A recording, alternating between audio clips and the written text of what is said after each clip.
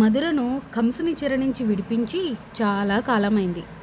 ఇప్పుడు కృష్ణుని తాతగారు రాజ్యపాలన చేస్తున్నారు. అలా కాలం గడుస్తున్న రోజుల్లో కృష్ణుడు ప్రతిరోజు స్నానానికని యమునా నదికి వెళ్ళేవాడు.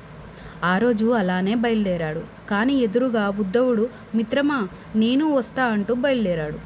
ఉద్ధవుడు రాజ్యం గురించి, రాజ్య ప్రజల గురించి, వారి సుఖదుఖాల గురించి ఏదో మాట్లాడుతూనే ఉన్నాడు. ఈరోజు చలి ఎక్కువగా ఉంది కదా మిత్రమా అని కృష్ణుని వైపు చూశాడు. అప్పుడు కానీ తెలియలేదు కృష్ణుడు మనసు ఇక్కడ లేదని.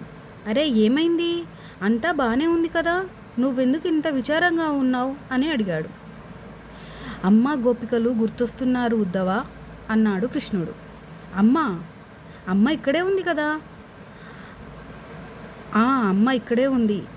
అమ్మకు నేను మాధవుణ్ణి, కానీ కన్నయ్య అని పిలిచే మా యశోదమ్మని బృందావనంలోనే వదిలిపెట్టొచ్చాను. ఇక గోపికలు నీకు తెలుసా ఉద్ధవా, నేను మధురకొస్తున్నానని తెలిసి నా రథానికి అడ్డంగా నిలబడ్డారు. ఎంత ఏడ్చారో నన్ను వెళ్ళనీయమని. వాళ్ళందరూ ఇప్పుడు ఎలా ఉన్నారో ఉద్ధవా ఇవన్నీ తలుచుకునే అంటూ నదిలోకి దిగాడు కృష్ణుడు. ఇంతలో ఎక్కడి నుంచో ఒక తెల్ల కమలం వచ్చి కృష్ణునికి తగిలింది. చూశావా ఉద్ధవా ఈ తెల్ల కమలాన్ని, ఇది నాకు రోజు రాధ పంపిస్తుంది. ఉద్ధవ నువ్వు బృందావనానికి వెళ్ళి అమ్మను గోపికలను ఒకసారి చూసి నా ఉత్తరం అందివ్వు. నువ్వు వెంటనే బయలుదేరు అన్నాడు కృష్ణుడు. ఇలా చేయడం వల్ల శ్రీకృష్ణుని మనసు స్థిమితపడుతుందని ఉద్ధవుడు వెంటనే బయలుదేరాడు. యమునా నది తీరం వెంట రథం సాగుతుంది.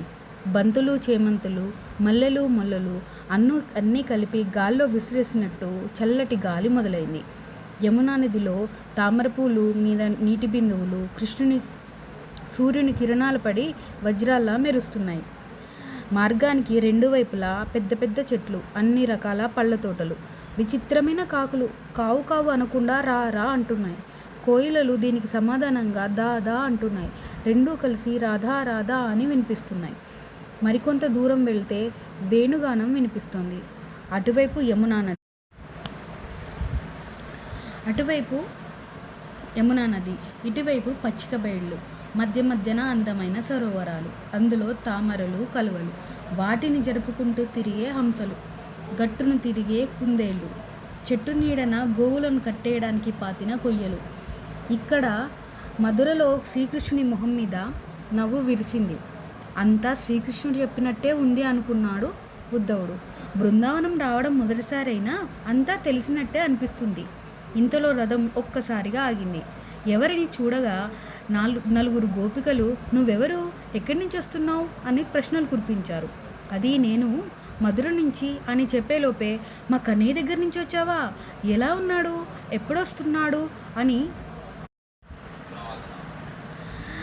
ప్రశ్నలు వేశారు. అది నేను ఉత్తరం తెచ్చాను అనేలోగా ఉద్ధవుణ్ణి రథం నుంచి కిందికి దింపారు.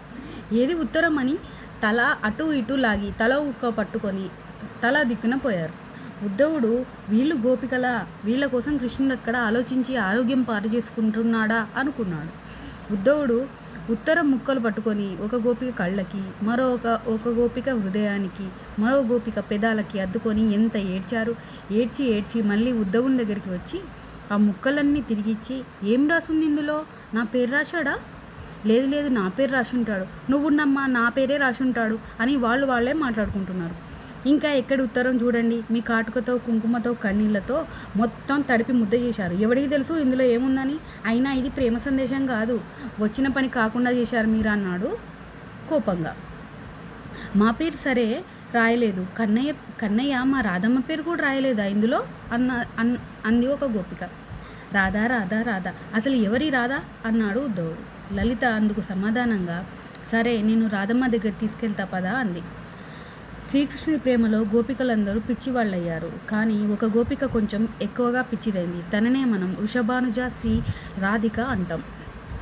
రాధ దగ్గరికి బయలుదేరిన గోపికలు ఉద్ధవుడు కాసేపటి తర్వాత ఒక చోటుకు చేరుకున్నారు. అక్కడ ఆకుపచ్చని లంగా, గులాబీ వర్ణంలో ఓణి వేసుకొని వాటికి తగ్గట్టు చేతి నిండా గాజులు, తలలో పెట్టుకున్న పూలు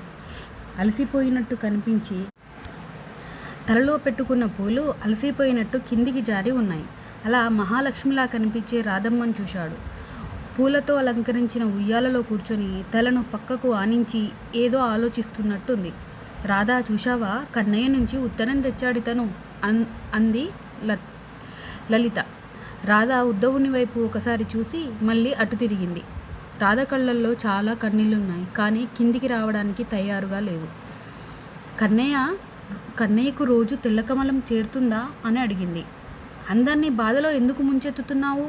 మీరు ఎంత ఏడ్చినా కృష్ణుడు రాడు, అందుకే అతన్ని మర్చిపోండి అని చెప్పడానికి నేనొచ్చాను అన్నాడు ఉద్ధవుడు. మీరన్నది నిజమే, కానీ మా పక్కన ఉన్న కన్నయ్యని మేమెలా మర్చిపోవాలి? శ్రీకృష్ణుడు ఇక్కడే కదా ఉన్నాడు అంది రాధమ్మ. ఇక్కడ ఎక్కడున్నాడు కృష్ణుడు? ఎక్కడున్నాడు కృష్ణుడు?